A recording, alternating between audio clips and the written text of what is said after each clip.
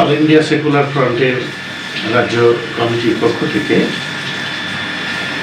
Indian secular ফ্রন্টের সমস্ত কর্মী সদস্যা শুভানুধ্যায়ী দরদী সমর্থক সকলকে সংগ্রামী অভিনন্দন। আপনারা নিশ্চয়ই অবগত আছেন যে আজ সকালে যখন পার্টির চেয়ারম্যান তথা বিধায়ক মোহাম্মদ নওশাদ সিদ্দিকী পীরজাদা মোহাম্মদ নওশাদ সিদ্দিকী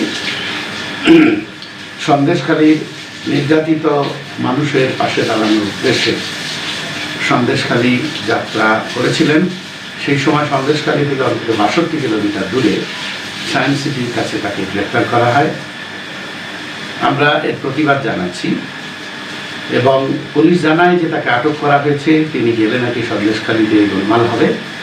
আমরা জানি যে সরকারি পক্ষের নেতারা সেখানে যাচ্ছেন, ঢোল করতাল বাজিয়ে কীর্তন করছেন, সেখানে কোনো সমস্যা হচ্ছে না। বিরোধী কণ্ঠস্বরকে দমন করছেন অগণতান্ত্রিক এই সরকার, স্বৈরাচারী সরকার। এদের স্বৈরাচারের চূড়ান্ত নিদর্শন আজকে মোহাম্মদ নওশাদ সিদ্দিকীকে গ্রেপ্তার করে আরেকবার প্রমাণ করল। আমরা কর্মী সমর্থকদের উদ্দেশ্যে কতগুলো কর্মসূচির কথা জানাচ্ছি। আমাদের প্রথম কর্মসূচি ইতিমধ্যে আমাদের ল পার্সনসরা লালবাজারের উদ্দেশ্যে রওনা হয়েছে, কারণ নওশাদ ভাইজানকে লালবাজারে নিয়ে যাওয়া হয়েছে গ্রেপ্তার করে। তো ল পার্সনসরা লালবাজারের উদ্দেশ্যে রওনা হয়েছেন। আমাদের ল সেলের কর্মীরা সেখানে পুলিশের সঙ্গে কথা বলবেন, প্রয়োজনে অবস্থান কর্মসূচি নেবেন সেখানে। যতক্ষণ না নওশাদ ভাইকে ছাড়া হচ্ছে ততক্ষণ এই কর্মসূচি চলবে।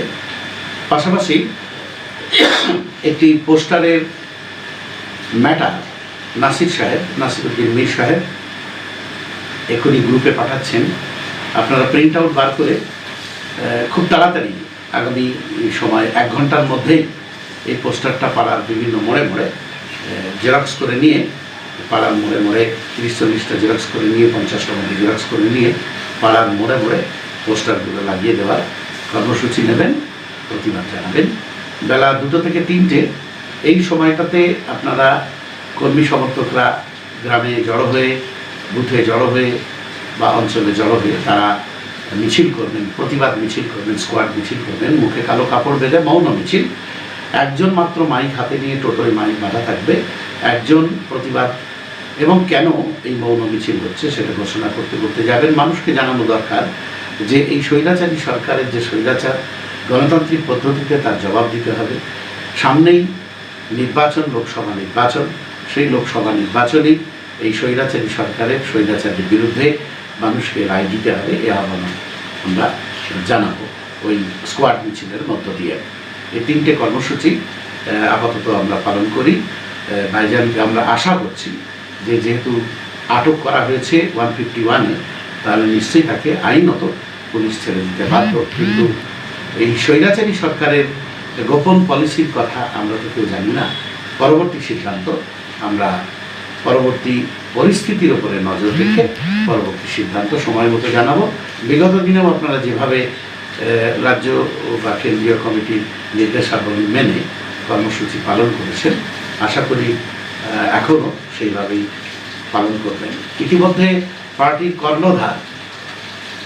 কর্ণধার প্রতিষ্ঠাতা পীরজাদা আব্বাস সিদ্দিকী ভাইজানের সঙ্গে এই সমস্ত কর্মসূচি নিয়ে আলোচনা হয়েছে এবং উনি এই কর্মসূচি পালন করার জন্য উনি তাঁর যে বক্তব্য তিনি ইতিমধ্যে আমাদের বলেছেন যে আমার পক্ষ থেকেও এই আপনাদের কর্মসূচির প্রতি সমর্থন রইল এবং আব্বাস ভাইজানের সঙ্গে আলোচনা ক্রমেই এই কর্মসূচি ঠিক করা হয়েছে।